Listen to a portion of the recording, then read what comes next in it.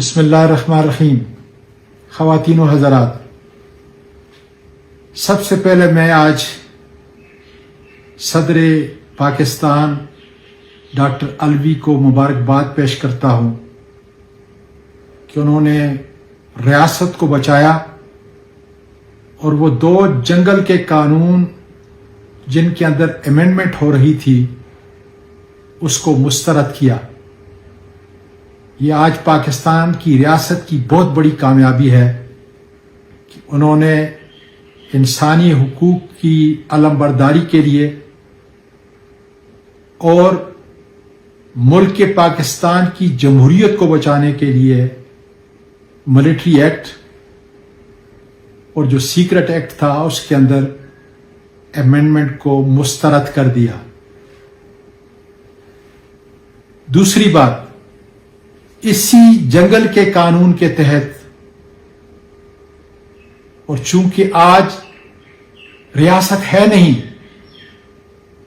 مقبوضہ پاکستان بن چکا ہے، جس کے تحت عثمان ڈار اور محسن لغاری اور ہمارے دوسرے قائدین کو، ان کے خاندان کو، ان کی بزنسز کو جس طریقے سے روندا جا رہا ہے، یہ پاکستان کی سیاہ تاریخ کا ایک باب لکھا جا رہا ہے۔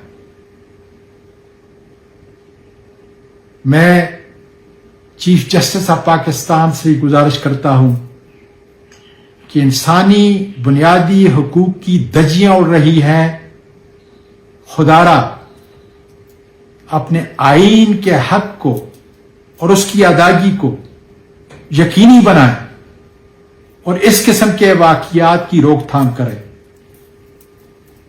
مجھے بلکہ پاکستان کے بچے بچے کو عثمان ڈار، محسن لغاری اور اس کے خاندان سے ہر طرح کی ہمدردی اور ہم سلام پیش کرتے ہیں، اور میں ان اسیروں کو، قائدین کو اور ورکر کو بھی سلام پیش کرتا ہوں جو عمران خان کے ساتھ اس وقت جیلوں کی سلاخوں کے اندر ہیں۔